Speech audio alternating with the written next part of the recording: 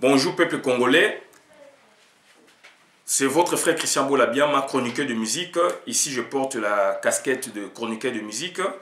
Donc aujourd'hui nous allons vous parler du clan Zaïko comme antithèse des Zaïko. Pourquoi? On va vous l'expliquer.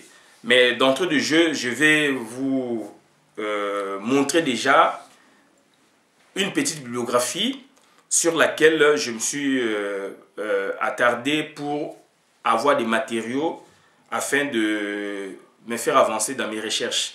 C'est une recherche qui remonte à 2009, pourquoi on vous le dira. Et rapidement, je vous montre comme on faisait à l'université avec le professeur Kakez et Kirkam. Donc, si tu veux que tu sois dirigé par lui, il faut lui montrer déjà une petite bibliographie sommaire, donc 10 à 15 livres. Donc, je procède aussi pareillement. Et voilà, donc, j'ai acheté un lot d'ouvrages concernant la musique congolaise et africaine. Raison pour laquelle je voudrais vous faire passer ça en revue. Donc, nous avons Clément Osinonde, les Bantous de la capitale Bakolo Musique. J'ai acheté ça. Ça, c'est à Château-Rouge. Gérald Arnaud Henri Lecomte, musique de toutes les Afriques. J'ai acheté à la FINAC. Dieudonné Yeli Katamou, la musique au cœur de la société congolaise, chez l'Harmattan. J'ai acheté. Une précision s'impose, ça, musique de toutes les Afriques, c'est chez Fayard. Pour les Bantous de la capitale de Clément Osinonde, c'est Syriac Basoka édition. Ce sont des précisions très importantes. Bon, je ne rentre pas dans les détails, date d'édition, combien de pages, ça c'est... Je vais éluder un peu ça. Cheikh Fita, RD Congo, la démocratie assassinée, reportage et réflexion. Info à ligne des Congolais de Belgique, éditeur. Ça c'est le vieux, mais là offert. Donc, dans le cadre de notre combat. Et c'est un livre qui ramasse tout. C'est un philosophe, un dramaturge congolais, donc un philosophe. Donc, c'est un livre qui ramasse tout. Et il parle de la musique, il parle de la politique. Donc, raison pour laquelle ça m'a intéressé, puisqu'il y a des éléments très importants que j'ai pu récupérer. Iséide Fogus, les coulisses de la musique congolaise, de l'Afrique en jazz à la frisa. Préface de Gaston Jonas Kouvibidia, donc édition Paris. Ça, je l'ai acheté à la FINAC. J'en profite pour vous parler aussi d'un autre ouvrage de Jean-François Nimi, le frère de Nimi, Maïdika Nimi. Ça, c'est le frère de Iséidi Mokoy, les ténors de l'Afrique en jazz. Donc, les deux ouvrages, les coulisses de la musique congolaise et de l'ouvrage de Nimi, donc Nimi Jean-François, sont des bibles de la musique congolaise d'après moi, puisque je les ai lus. Et l'autre, je lis à la bibliothèque. Et celui-ci, j'ai acheté, donc je les ai lus et j'ai compris qu'ils ont parlé beaucoup plus de la vérité par rapport à d'autres auteurs congolais qui se sont vraiment, n'est-ce pas, attardés sur le sentiment, sur le rapport ou sur les interviews accordées par des musiciens qui sont devenus des stars à cette époque. Alors avant, ils étaient des musiciens en herbe. Alors ils ont faussé un peu de l'histoire de la musique congolaise. Noël Baleine, histoire du Negro spirituel et du gospel, de l'exode à la résurrection. J'ai acheté à la FINAC. Mosengo Vantiba Mabele, la musique congolaise moderne, 1953-2003, décalé Jeff Awerason. Collection compte rendu donc chez l'Harmattan. J'ai acheté. Pour le Negro spirituel, chez Fayard, l'édition. Ça, j'ai acheté à la FINAC. L'épopée de la musique africaine, Florent Majoleni, rythme d'Afrique atlantique. C'est hors collection, donc j'ai acheté aussi à la FNAC. Donc ça c'est un ouvrage qui m'intéresse beaucoup, puisque vous voyez sur la page, la première page, la page couverture, donc il y a Fela Kuti, le grand maître. Et c'est lui qui a fait inspirer un grand nom de la musique congolaise et Evoloko Joker. Donc lui, Evoloko s'est inspiré de ce monsieur. Quand on parle de Chelaba, on parle de Forêt Moniere, Institut Moniere, ça vient de l'idée de ce monsieur. Donc on va un peu en parler. Bon, avant d'en arriver là, je vais vous présenter, puisque nous ne sortons pas du ciel, donc on a été quelque part, c'est-à-dire on a fait déjà quelque chose en amont pour qu'aujourd'hui, que je vienne vous parler de ça. Et beaucoup peut-être ne comprennent pas ma démarche sur la chronique de musique congolaise, alors que on a fait déjà quelque chose en amont. En 98, avant la réhabilitation du grand maître Wendo Kolosoy, j'en ai parlé ici. J'en ai parlé dans le cadre de la publication du dictionnaire universel de l'espace francophone, dictionnaire universel espace francophone, dans le cadre, n'est-ce pas, de l'enseignement primaire et secondaire, dans lesquels ils ont parlé des musiciens talentueux bien sûr du Congo, dont notamment Koffi Olomide, Papa Wemba, Betty Masikini, Franco Rochero, et ils ont éludé de parler de Wendo Kolosoy, de Kamengana Mateta, de Grand Calais, de Voloko Joker, de Lita Bembo, etc. Et moi j'en ai profité à cette époque, pour écrire à l'éditeur. J'étais au pays, j'ai écrit. Vous voyez, mon nom est là. Je vais mettre ça en ligne. Donc, Kinshasa, le 8 juin 98. Christian Bolabia, Matina Wenge, Tchétché Bamouma. Tchétché Bamouma sont mes surnoms. Donc, voilà. Mon objet, c'était quoi? C'est le recours, relecture de la musique congolaise et recommandation de quelques noms importants. À monsieur le responsable de Edicef, 58 rue Jean Bleuzen, 92 178 Vanves Cedex. Je parlais de ça puisque j'ai trouvé que eux, ils avaient besoin de l'info. Alors, ils ont donné la mission, ils ont missionné, n'est-ce pas, un des chroniqueurs de la musique congolaise pour leur donner des éléments plausibles afin de mettre ça dans le dictionnaire universel. Alors que, puisque ces chroniqueurs-là, soit il était en manque de formation, soit il s'est contenté ou ils se sont contentés de quelques musiciens que eux ils ont voilà, ils ont à qui, n'est-ce pas, ils leur ont donné des interviews pour fausser notre musique, pour donner des fausses informations et, n'est-ce pas, en faisant leur promotion. Alors ils devaient faire la promotion de la musique en général. Ils devaient voir aussi l'altérité, donc le regard sur les autres. De raison pour laquelle nous, ça nous a choqué quand l'ouvrage était sorti, était publié, et que certains musiciens, dont Papa Wemba et Koffi Olomide, surtout Koffi Olomide, en ont fait écho. Donc nous, en son temps, on a écrit et on a envoyé des courriers un peu partout. Donc, transmis copie pour information à Monsieur le ministre de la Culture et Arts, Monsieur le ministre de l'Information et Presse, Monsieur le chargé culturel à l'ambassade des États-Unis d'Amérique, Monsieur le chargé culturel à l'ambassade de France, Monsieur le directeur général de la SONECA, Monsieur le président de la SEMCO, association de musiciens ou chroniqueurs de musique congolaise, des trucs pareils, Monsieur le présentateur de l'émission Caribou Variété RTNC, voilà, et à Monsieur le responsable de Edicef, etc. Donc, on a écrit ces 5 pages. Ces 5 pages, on a écrit 5 pages. 5 pages. On a parlé de ça. Donc, on ne peut jamais oublier dans de tels ouvrages le grand nom de la musique congolaise, dont Wendo Bowane, puisque ici, je n'ai pas parlé de Bowane, mais quand on parle de Wendo et Bowane, il faut évoquer aussi Bowane, puisque ce sont les deux pères, n'est-ce pas, de la création de la musique congolaise. Donc, ils ont sorti en 1948 le premier disque congolais, nommé Marie-Louise. C'est Bowane qui a créé quoi, la guitare, la mélodie, donc par la guitare, c'est Bowane, et Wendo a chanté. Ça, c'est le premier disque. Ça reste historique. Dans cet ouvrage, dans le dictionnaire universel, etc., ils ont oublié Wendo.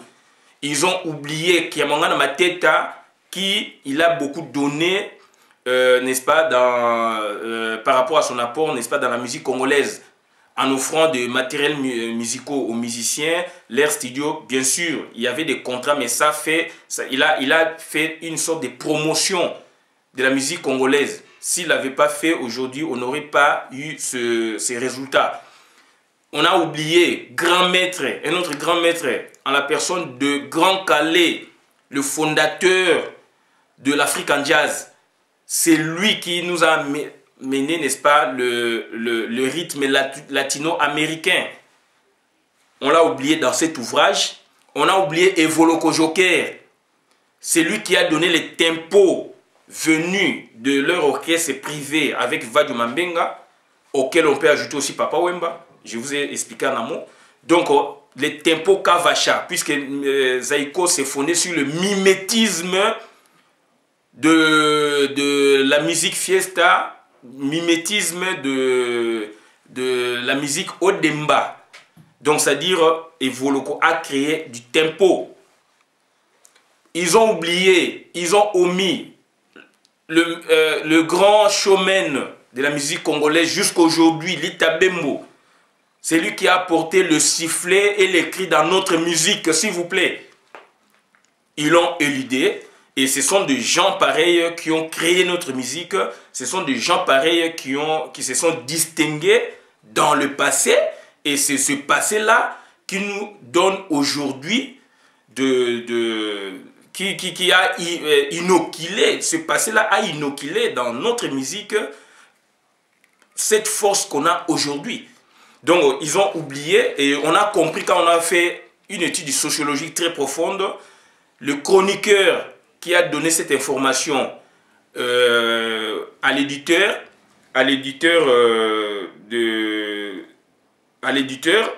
d'Edicef, il était de mauvaise foi ou il était en manque d'information. Les personnes à qui il leur a donné des interviews ou les personnes qu'il a consultées, ils étaient de mauvaise foi. Et je parle aujourd'hui au nom de nous les Congolais, nous forçons notre histoire. Et Lumumba, sur le plan politique, il a lancé un mot. Et quand il parle sur le plan politique, ça concerne tous les autres secteurs. Ce sont les Congolais qui doivent écrire leur histoire. Et cette histoire n'est pas simplement politique, elle est culturelle, elle est ceci, cela, etc. Sportive, etc. Donc, raison pour laquelle nous, on avait déjà écrit en son temps, et seule l'ambassade des États-Unis qui nous a répondu, s'il vous plaît. Donc, on a écrit ça, je vais mettre ça en ligne, on a écrit ça, et seule l'ambassade des États-Unis qui nous a écrit à l'époque. L'ambassade a envoyé une personne avec le véhicule d'ambassade chez nous, là où j'habitais, et voilà, le monsieur est venu pour me déposer ça. Donc moi j'étais parti à l'université et quand je suis venu on m'a parlé de ça. Ça fait du bruit puisque vous voyez, donc ils sont descendus, ils me cherchaient, etc. pour me déposer ce courrier. Donc voilà, ça c'est le centre culturel américain. Je vais vous lire ça puisque c'est un petit texte. Centre culturel américain, ambassade des États-Unis d'Amérique, etc. Donc voilà. Monsieur Christian Bolabiama, le 26 octobre, ils m'ont répondu. Moi, j'ai écrit le 8 juin. Avant que Wendo Kolosoy ne soit réhabilité par Mouzé Laura Désiré Kabila. Monsieur, nous accusons réception de votre lettre du 17 juin dernier, par laquelle vous demandez à notre centre de procéder à une large diffusion de votre lettre sur les recours et la rélecture de la musique congolaise. Cependant, nous sommes désolés de ne pouvoir réserver une suite favorable à votre lettre. En fait, votre demande ne cadre pas avec nos objectifs en République démocratique du Congo qui consiste principalement à fournir des renseignements sur les États-Unis d'Amérique en vue de promouvoir la culture de notre pays et à soutenir les relations intergouvernementales. Vous comprenez bien que le travail de promouvoir la musique congolaise que vous nous demandez de faire incombe à votre ambassade aux États-Unis d'Amérique. En d'autres termes, c'est auprès de l'ambassade de la République démocratique du Congo installée à Washington que vous devriez vous adresser. Nous vous prions d'agréer, monsieur, nos salutations les meilleures. Marc W. Caldwell Acting Pao. Donc Marc, donc M-A-R-K, plus loin W.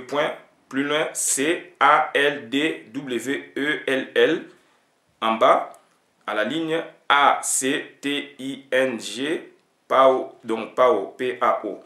J'acquisais réception, donc j'acquisais réception de votre courrier le 27 octobre 98. Bolabé Matina Wenge, Tchétché Bamouma. Tchétché Bamouma sont mes surnoms. Donc voilà, ça c'est les États-Unis d'Amérique. Vous pouvez leur demander, ils vous diront que donc j'avais envoyé et qu'ils m'avaient répondu. Pourquoi nous avons procédé comme ça? Puisqu'il y a trop de confusion dans la musique congolaise.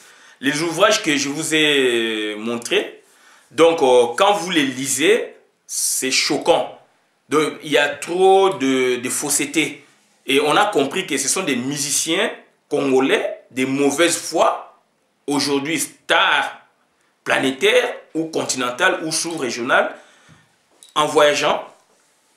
Ils ont accordé des interviews et en forçant à dénaturer, n'est-ce pas, la vérité. Et aujourd'hui, nous sommes là pour restituer cette vérité. Et c'est difficile, mais donc voilà, on est obligé de le faire. Et on travaille ici en Europe, dans un monde cosmopolite, dans un monde multiculturel, avec d'autres amis, avec d'autres nationalités. Et ils nous parlent de la musique congolaise, d'après leurs versions, d'après les versions, n'est-ce pas, incrustés dans de tels ouvrages. Et à l'occasion, quand on les a en face, on essaie un peu de donner le maximum d'informations pour qu'ils comprennent. Et parfois ça crée des bruits, des tensions, etc. Alors que nous, on a vécu, on a vu. Donc raison pour laquelle ma motivation vient de là. Un jour, là où j'ai travaillé en 2009, il y avait des amis avec qui on travaillait, des Ivoiriens, des Camerounais, etc., des Algériens. On parlait de la musique africaine, mondiale. Et quand on a chuté sur le Congo, donc ils ont parlé de la musique congolaise, de la façon dont ils ont appris dans des interviews, dans des ouvrages, etc. Et il y a un ami même qui m'a montré, il est venu le lendemain pour me montrer l'ouvrage publié. J'ai dit, mais monsieur, c'est vrai, c'est une publication, mais nous, on n'a vécu pas comme ça. Je te parle de la vérité, prends ça avec beaucoup de réserve et allez faire des recherches. Et après, bon, il est venu, il s'est excusé, il dit, mais je ne comprends pas, voilà. Et c'est publié, donc il y a un manque d'éthique. Donc nous, on a fait l'essentiel dans des discussions pareilles pour donner le maximum. Ce que je leur ai dit, je pense que c'est que tout Congolais peut dire aussi aux étrangers qu'ils côtoient. Donc, je dis ce qui suit, je dis, chers amis, ce que je vous dis, allez vérifier encore. Donc, nous sommes Congolais, à l'extérieur, on défend la musique congolaise en général, puisque c'est notre musique. Si on ne la défend pas, il n'y a personne d'autre qui peut la défendre comme nous. Mais sur le plan interne, quand on revient maintenant au Congo, il y a la géographie musicale. Quand on fait la géographie musicale, chacun a son idole, chacun a son orchestre type. J'ai commencé un peu à leur expliquer ça, etc., etc. Donc il y a des clivages au niveau interne. Et ils ont commencé un peu à comprendre. Donc ça c'est le premier déclic. Deuxième déclic, c'est l'organisation du 40e anniversaire des Zaïko Langa Langa en 2010. C'est là où je me suis dit, on est dans une autre planète. Les gens ne comprennent pas. Même ceux qui ont créé, qui ont inventé cette musique des Zaïko Langa Langa, ils ne comprennent pas. Et j'ai beaucoup accusé Nyoka Longo. Ça, je le dis sincèrement en tant que chroniqueur. J'ai beaucoup accusé Nyoka Longo et les gens qui les soutenaient, puisqu'ils n'ont pas pu comprendre, puisque on venait de 26 ans de pensée unique. Donc, ils croyaient, donc ça dit pensée unique et l'esprit monologuant. Donc, ça dit quoi?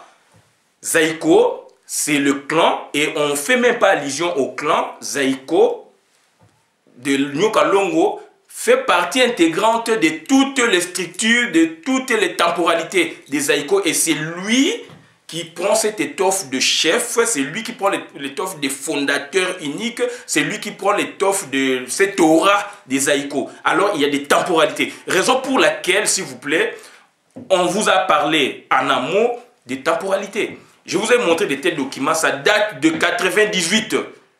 De 98. Et nous, on a fait des recherches. Vadio Mambenga, quand je l'ai rencontré, n'est-ce pas? C'était en 1985, 6, 7. Et quand il commençait à me parler, il y avait des témoins, des musiciens. Redi Amis venait d'arriver. Quand Langa Langa Stars avait fait, avec le Coco Anana, avait fait son voyage, ils sont revenus. Ils donnaient concert à l'hôtel Gentry. Redi venait aussi voir ses collègues. Et un jour, on s'est retrouvé là, sous la paillote, par devant la parcelle de Vadio. Il a parlé de ça. Tom Sita, je l'ai côtoyé. J'ai côtoyé beaucoup de musiciens. Hein, Suzy Kasseya. J'ai vu le vieux en 2001 ici, par 3 fois. Hein, donc, je l'ai vu. J'ai suivi le vieux lors du concert de Tata Mobiche, ici à Élysée. Je l'ai vu à Château-Rouge.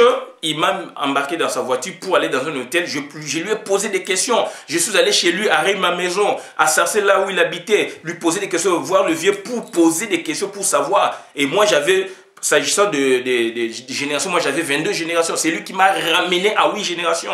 Donc c'est-à-dire, on a fait des travails, on a vu des acteurs.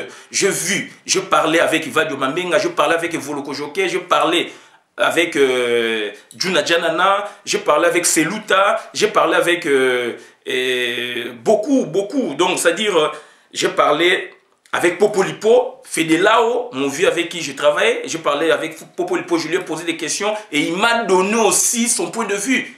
Je parlais avec Ada, je parlais avec Nzenze, je parlais avec beaucoup de musiciens, je parlais avec mon grand frère, le Coca, le Bango Désiré. Donc ça, voilà, donc je parlais avec le vieux de Bambongo, le nez de Voloko. Je parlais avec El Pipo, Mongali de la vie est belle. Chez lui, à Limité, c'est le vieux de Bambongo qui m'avait amené en 94. Chez lui, à Limité, je lui ai posé des questions. J'ai posé des questions ici au colonel Jagger.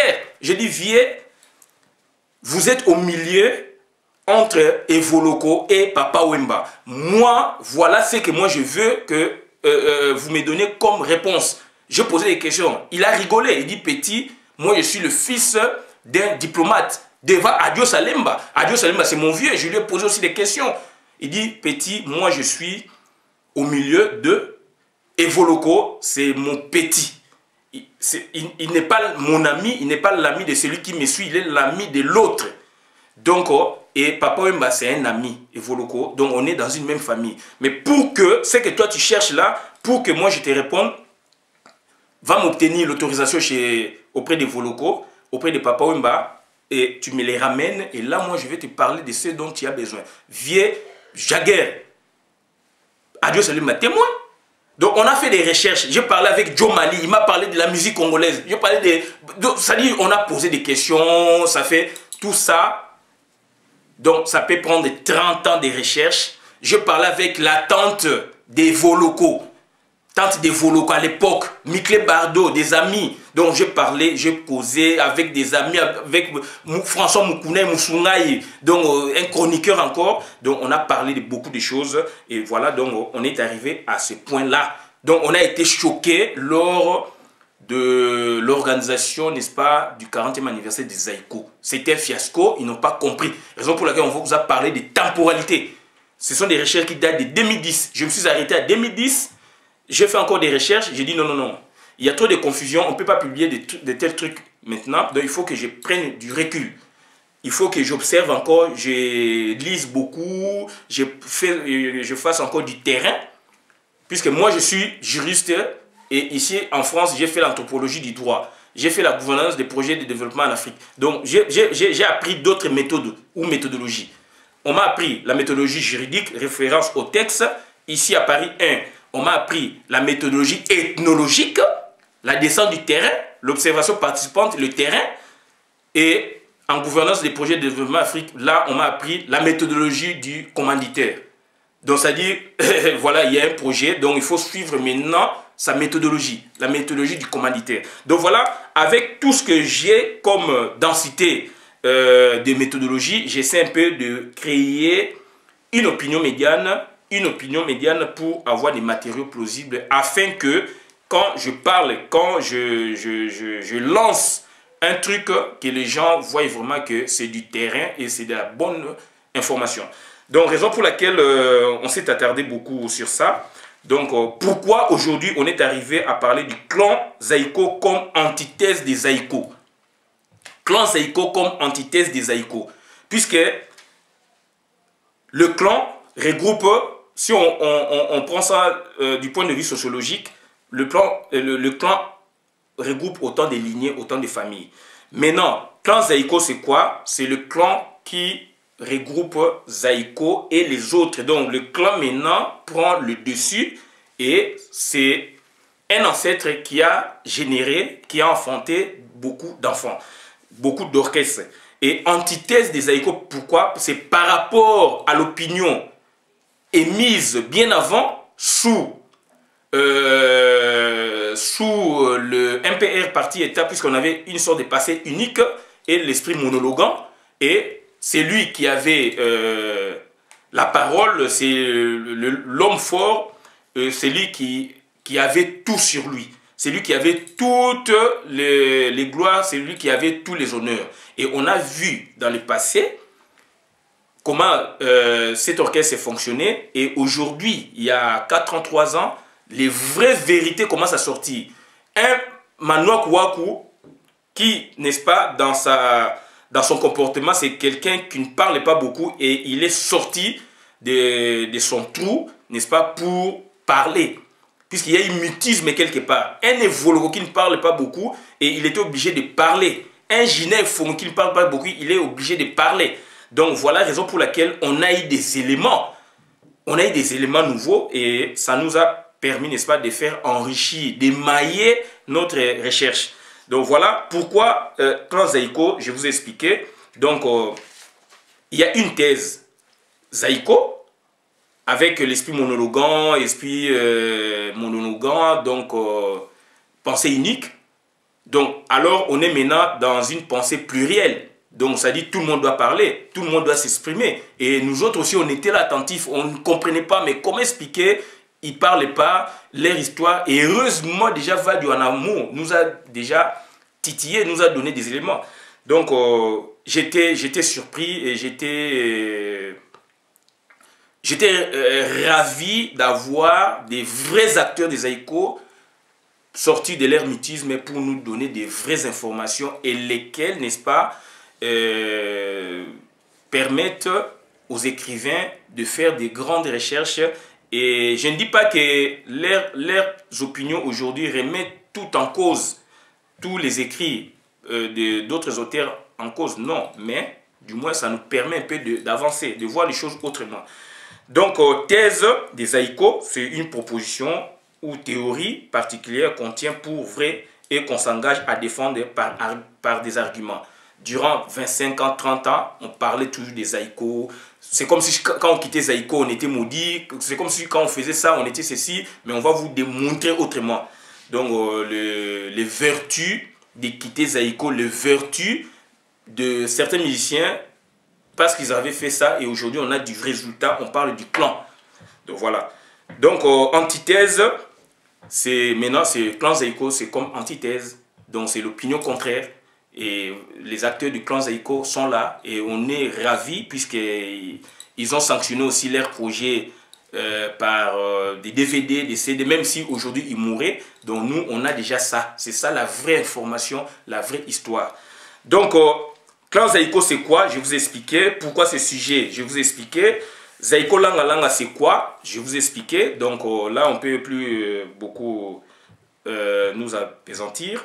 Est-ce que Zaïko Langa Langa est le même que Zaïko? Est-ce que le clan Zaïko Langa Langa est le même que le Zaïko que vous connaissez?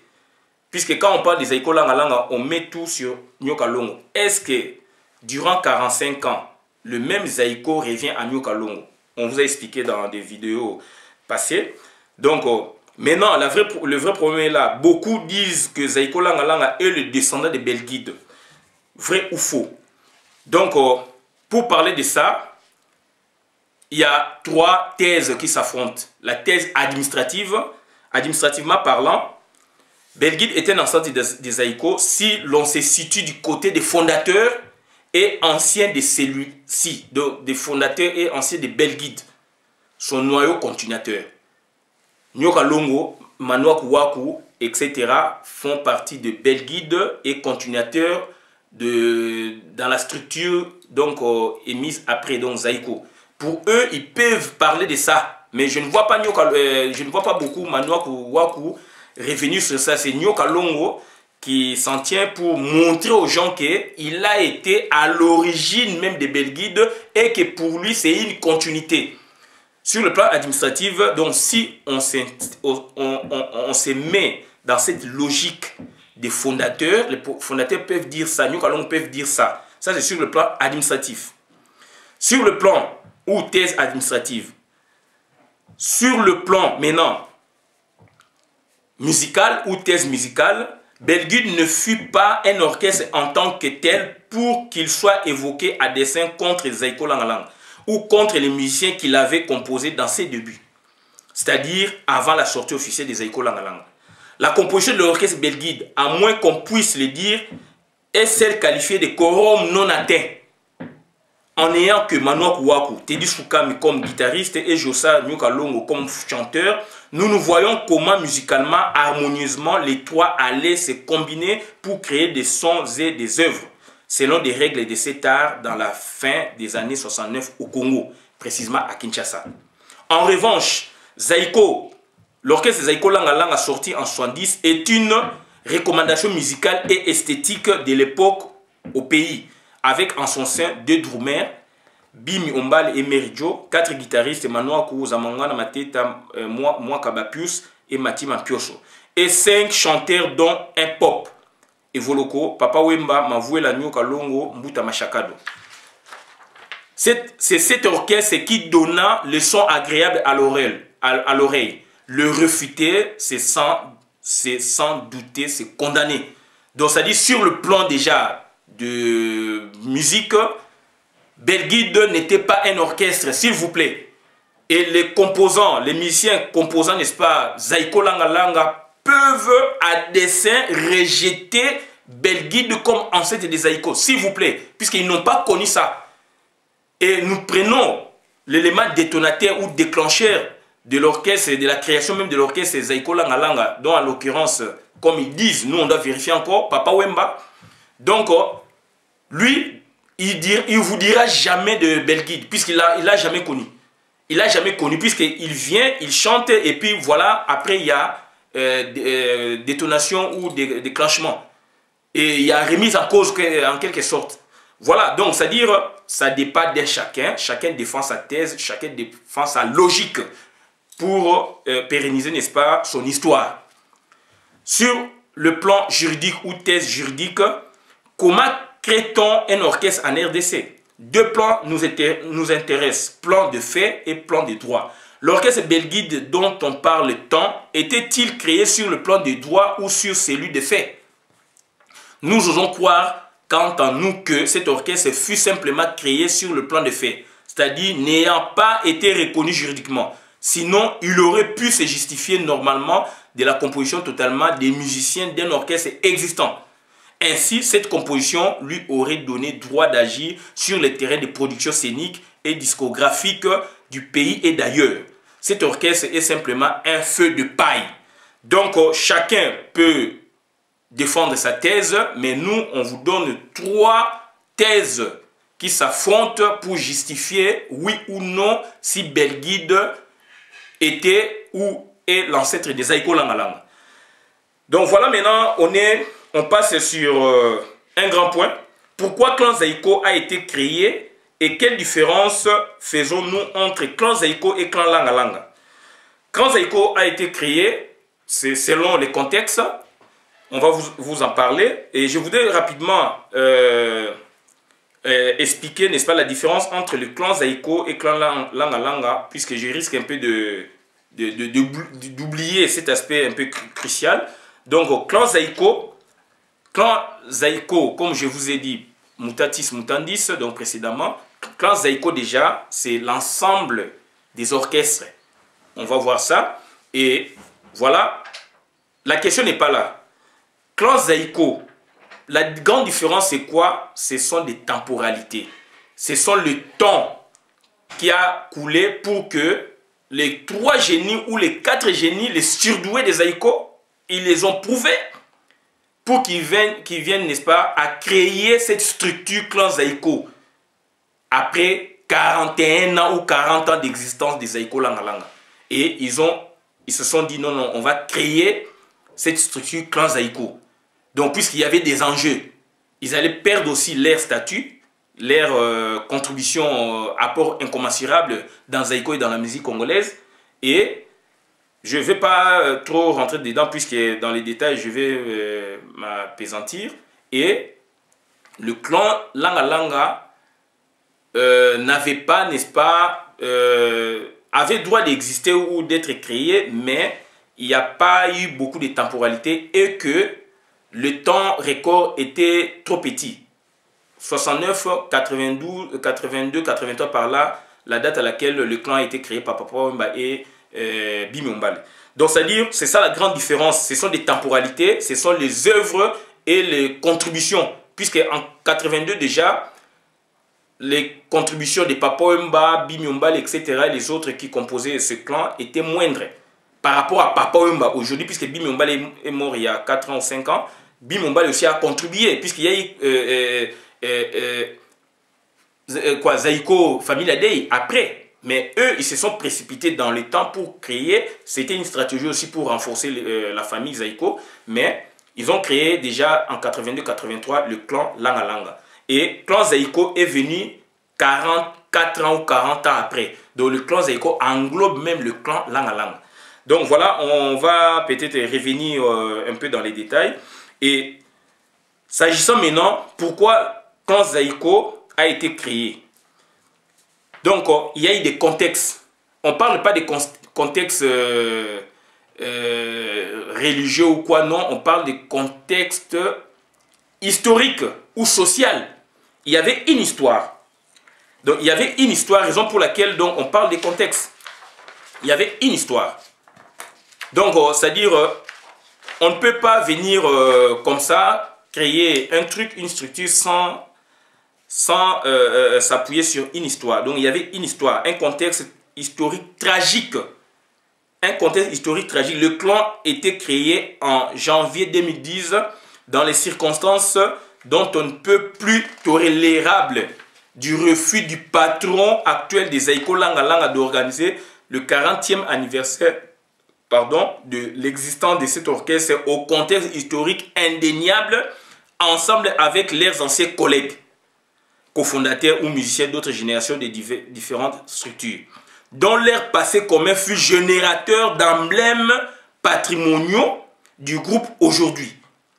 Il s'agit pour les musiciens fondateurs du clan Zaïko d'assumer la violence de l'histoire de leur parcours musical et des enjeux de carrière qui s'étaient ensuivis. La souffrance endurée pour construire ce clan invisible, jadis boycotté et critiqué par les partisans des Zaïko Langa Langa, au lendemain des différentes révolutions, défections, dissidences, divisions, séparations et confiscations du groupe, oublié ou négligé au profit des collectifs total ou partiels. Les simples déclarations ne suffisent pas. Il faut pouvoir se sentir compris, écouter, accepter. Sinon, c'est la double peine. Vous êtes mal dans votre tête et en plus, on vous exclut. Et il y a les signaux émotionnels. C'est-à-dire, quand rien ne nous fait plaisir, quand plus rien ne nous touche ou ne nous fait envie, on a alors l'envie d'être anesthésié. Donc voilà un peu, c'est-à-dire il y a eu des contextes, ils ne sont pas venus comme ça, ex nihilo dans les néants. Non, il y a eu des contextes, ils se sont sentis frustrés. Les gens avec qui vous avez créé une structure, les gens avec qui vous avez peiné pour donner, n'est-ce pas, vivifier la structure.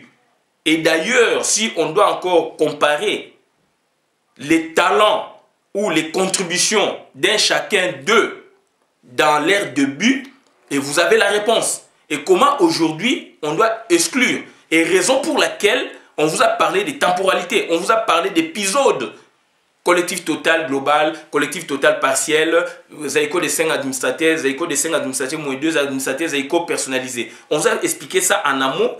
C'était fait exprès pour qu'aujourd'hui nous vous parlions de ça. Et le 16e ou 18e anniversaire des Zaïko a réussi. Pourquoi? Puisqu'il y avait l'esprit total, partiel et non global. Puisque, donc, ils avaient gardé ça. Il y avait les 5 administrateurs. C'était l'esprit, donc la résurgence de l'esprit total, global même, des fondateurs. Raison pour laquelle le 18e anniversaire des Zaïko avait reçu. Et voilà maintenant, Zaïko devint personnalisé et Nyoka Longo a refusé. Il a refusé l'histoire. Il a refusé de donner au peuple congolais, n'est-ce pas, l'histoire temporelle ou intemporelle des Zaïko Langalanga. Et nous, on a félicité ceux qui ont créé la structure clan Zaïko. Avec des supports, aujourd'hui on a des supports, on a l'histoire, ils ont parlé aussi, ils doivent parler encore davantage. Voilà, donc raison pour laquelle on vous dit Zaïko n'est pas égal au clan Zaïko. Nyoka Longo étant président de sa structure créée à partir de 97, ne peut pas s'accaparer de toutes les temporalités ou de tous les épisodes des Zaïko. Voilà. Donc voilà un peu, de façon un peu brossée, c'est que on vous dit, s'agissant, n'est-ce pas, des contextes historiques. Et dans les contextes historiques, il faut avoir les gens qui ont créé, les gens qui se sont sentis frustrés. Donc, ils devaient avoir d'autres qualités. Et parmi lesquelles nous avons l'autorité. Nous avons parmi lesquels nous avons l'autorité. Donc, c'est-à-dire autorité et qualité indispensables d'avance. Quels sont ces musiciens du clan Zaïko qui ont l'autorité et les qualités indispensables d'avance pour diriger cette structure? Voilà. Donc, il fallait avoir quoi? Il fallait avoir de la légitimité. Légitimité, c'est-à-dire qu'il s'agit ici.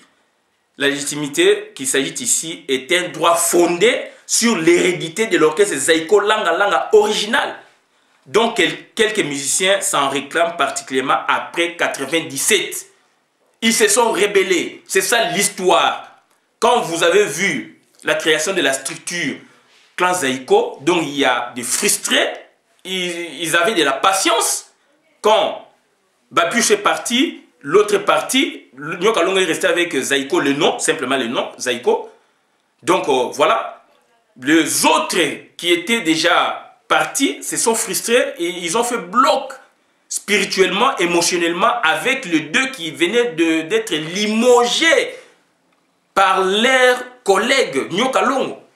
Donc voilà, ils ont donné un peu de la patience puisqu'ils sont de la même famille et 13 ans après, voilà maintenant, pour organiser le 40e anniversaire des Zaïko, ce ne sont pas eux qui ont dit à Nyoka Longo, ce sont les observateurs, ce sont les publics congolais, ce sont les mélomanes, les chroniqueurs, ce sont les peuples congolais qui ont dit non, on organise le 40e anniversaire des Zaïko. Et lui maintenant, il a rejeté, il prend Papa Wemba pour faire ça à leur manière. Voilà, c'est du fiasco historique. Et voilà, donc il faut avoir de la légitimité. Et cette légitimité, donc, il s'agit de l'hérédité des Zaïko. Et maintenant, ça nous donne encore beaucoup d'idées. Comment Bimyombale, qui fut aussi cofondateur des Zaïko, au même titre que Nyoka Longo, et Voloko Papa, etc., etc., bien que Nyoka Longo ait dit dans ses déclarations, juste à la mort de Bimyombale, que Bim était venu 2 jours avant la sortie. N'empêche, tu n'étais pas fondateur. Il y avait le collège des fondateurs, ils l'ont accepté. Bien qu'il ait quitté aussi Zaïko à un moment, il est parti à l'orchestre Tabou National créé par Taboulé. Voilà, donc il est revenu. Ça n'engageait pas la responsabilité de Nyoka Longo pour exclure définitivement Bimyombale, puisqu'il a été accepté par les mêmes fondateurs. Donc voilà, donc c'est-à-dire on comprend aujourd'hui beaucoup de choses quand on fait de grandes analyses. Donc c'est-à-dire Bimyombale, ça c'est une parenthèse que j'ouvre, sitôt je vais la fermer. David Mwanda est mort. Les anciens sont là, les cofondateurs. Comment expliquer que Bimombale a été évincé? Évincé, c'est-à-dire il n'a pas été repris dans la structure d'administrateur. Et en son temps, j'avais vu un ancien aussi des Aïko, dont son nom m'échappe puisqu'il est déjà mort. Lofanga. Il nous a dit, on l'a consulté. Puisque j'allais chez mon ami Mouchoumé Moukunaï au Beau Marché, donc c'est lui qui m'a mené vers Lofanga, près de l'avenue d'Itaga, et c'est lui qui nous a dit ça. Donc ils l'ont exclu parce que, soi-disant, il avait quitté Zaïko pour aller à Tabou National, alors que c'était la structure de président dirigée par les collèges des fondateurs. Et en revenant, on l'a accepté. Donc, c'est-à-dire, on a compris le jeu, les manuels qu'on parlait aujourd'hui, on a compris. Donc, et aujourd'hui, vous avez vu, Zaïko est devenu personnalisé. Puisque dans la musique, c'est quoi? Il y a un problème des guitaristes et des chanteurs. Ce sont les chanteurs qui sont mis au devant, ce sont eux qui portent l'orchestre. Donc l'orchestre devient comme leur chose, puisqu'ils ont la voix. Donc, il ne fallait pas avoir de voix lead pour conduire l'orchestre. On a aussi le voix lead des Aïko, des 69 jusqu'à aujourd'hui. On a fait des recherches sur ça. Donc voilà, donc, la parenthèse, je la ferme. Donc il fallait avoir cette légitimité. Et en dehors de la légitimité, il fallait avoir de la compétence. Donc, la compétence qu'ont ces trois musiciens, donc Gine Fongue et Voloko Manouakou, elle est une connaissance approfondie, reconnue, qui confère les droits de juger ou de décider en certaines matières. Par exemple, analyser les collectifs total global, partiel ou fait privé des écoles en langue. Ils en ont pris la décision de créer un clan musical pour réorganiser leur musique et reparler distinctement sans heure. Car il y avait de la confusion autour des écoles en langue, comme tout orchestre qui existe, et une autre structure abstraite d'orchestre représentative qui engloberait déjà historiquement, anthropologiquement et juridiquement l'actuel Zaïko Langa Langa et leurs différents démembrements. Ils ont posé alors les jalons de la distinction de deux structures aux objectifs et parcours diamétralement opposés. Il fallait encore avoir du consentement. Il fallait avoir encore du consentement, ça c'est dans l'autorité et les qualités indispensables d'avance. Donc le consentement est un acquiescement donné à un projet, puisqu'ils avaient un projet, décision de ne pas s'y opposer, c'est un accord ou une adhésion. Et Voloko, et Fongue, Gina et Manouakou, auquel on ajoute Bozi, ont mis en place leur projet d'une structure de clan musical naguère inexistant, dénommé clan Zaïko. Les autres ont refusé leur accord librement par naïveté ou jalousie. Il fallait avoir une autre qualité, la fermeté. La fermeté, elle est la qualité d'une personne qui a l'autorité sans brutalité, s'il vous plaît. Ça, c'est la fermeté. Elle est la qualité d'une personne qui a de l'autorité sans brutalité. C'est une qualité d'une personne que rien n'ébranle. C'est un courage. C'est une détermination. C'est une abnégation. Les musiciens susmentionnés se sont décidés de se rencontrer pour travailler ensemble afin de sortir un CD et un DVD pour sanctionner leur projet. Et s'agissant du projet, il y avait un grand mécène dont on peut taire les noms, on peut aussi les citer, c'est l'ancien premier ministre Mouzitou, qui a tout fait, qui a compris aussi les enjeux musicaux des uns et des autres dans la famille Zaïko Langa Langa, et il a donné des moyens conséquents pour que cette structure ait existé. Donc, c'est-à-dire, quelque part, il a bien compris, c'est un grand chroniqueur, il a montré qu'il est chroniqueur, il comprend les faits sociaux, totaux et globaux de la société congolaise, sur le plan musique, bien sûr, sur le plan politique, et ça c'est autre chose.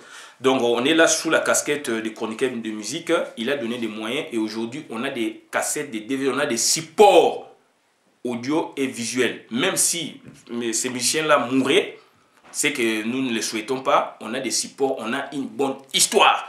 Et nous nous sommes inspirés de ça pour vous écrire. Et on doit publier ça. Et pour que je publie, je n'ai pas encore lu le vieux Manda Tchebois. Il a beaucoup écrit aussi, donc je vais les lire. Il me reste à lire le vieux Manda. J'ai cherché ces ouvrages ici en vain et dans des différentes bibliographies d'ouvrages que j'ai vu qu'il a publié à l'édition Duclos. Duclos, c'est à Bruxelles. J'irai là-bas, même les gens qui me suivent donc, peuvent me donner, surtout nos amis de Belgique, peuvent me donner encore des repères pour bien retrouver cette édition afin que je me procure de ces documents pour que je lise. Et là, je vais publier. Donc, je suis déjà à plus de 100 pages. Donc, c'est déjà bien. Et je fais déjà un travail déjà il y a 4 ans. J'ai arrêté en 2012 et maintenant, je commence encore à reprendre. Puisque quand Vieux Cheikh Fita m'a donné son ouvrage, ça m'a beaucoup encore inspiré. J'ai rajouté encore d'autres éléments. Donc, la dernière qualité, c'est le respect du droit. Il est perçu ici comme le respect de la règle préétablie par les membres adhérents à l'idée de créer le clan Zaïko en respectant tous les organes du pouvoir. À chacun son orchestre et le clan pour tous. Ça, c'est le slogan. À chacun son orchestre et le clan pour tous. Et Voloko tient son Langa Langa Stars. Et Fong Gina continue dans son campus Libanco. Et Manoaku Waku ressuscite son grand Zaïko Wawa. Donc, ça, c'est sur le plan des contextes historiques. Et dans les contextes historiques, on a vu l'autorité et les qualités indispensables d'avance. Maintenant, on rentre dans les conditions politiques et institutionnelles de la création du clan Zaïko. J'aurais pu commencer par là pour passer, n'est-ce pas, au niveau de l'autorité des qualités indispensables, mais j'ai voulu parler des qualités pour nous saisir afin de voir les conditions politiques et institutionnelles de la création du clan Zaïko. Ce sont des conditions d'autorité prises par les trios susmentionnés pour instaurer un nouvel ordre musical devant les enjeux politico-musicaux d'aujourd'hui au sein de la classe musicale congolaise et de l'école Zaïko Langa Langa, lesquels enjeux risquaient de basculer dans un camp et non dans un autre.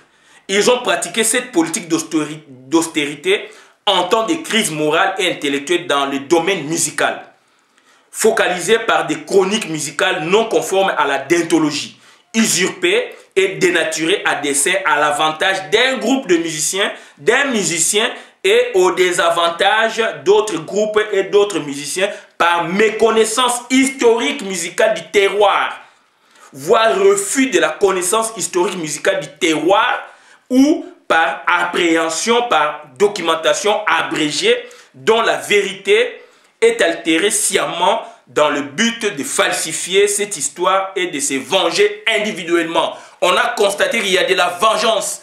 On a constaté que on mange son autrui. C'est dangereux. On a constaté qu'il y a une absence de l'altérité, absence du regard sur l'autre. Donc, c'est-à-dire, ils se sont bouffés. Et ce n'est pas normal. À cause d'histoire, il faut bien relater l'histoire. Aujourd'hui, je reviens sur la déclaration solennelle du père de la nation, Lumumba, Patrice Emery Lumumba. Il a dit ceci: l'histoire du Congo sera bien écrite par les Congolais. Cette histoire ne sera pas écrite dans des salons en Occident, non. Et il a parlé de ça quand un homme politique parle de la politique. Et la politique englobe tous les autres secteurs. Aujourd'hui, grâce à nos recherches, on comprend aussi, Lumumba nous a parlé de l'histoire de la musique. Puis ça fait partie intégrante de la politique du pays. Donc, c'est-à-dire, aujourd'hui, nous allons écrire l'histoire de la vraie histoire de la musique congolaise. Et je suis bien que je suis maintenant naturalisé français, je suis français, mais d'origine congolaise. Donc je dois réécrire l'histoire de notre musique, s'il vous plaît. Donc on a grandi dans ça, on a vécu même d'autres histoires. Aujourd'hui, on parle d'autres choses, c'est pas normal. Et quand vous lisez dans des bibliothèques, vous allez consulter l'histoire de la musique congolaise, dans des bibliothèques d'ici,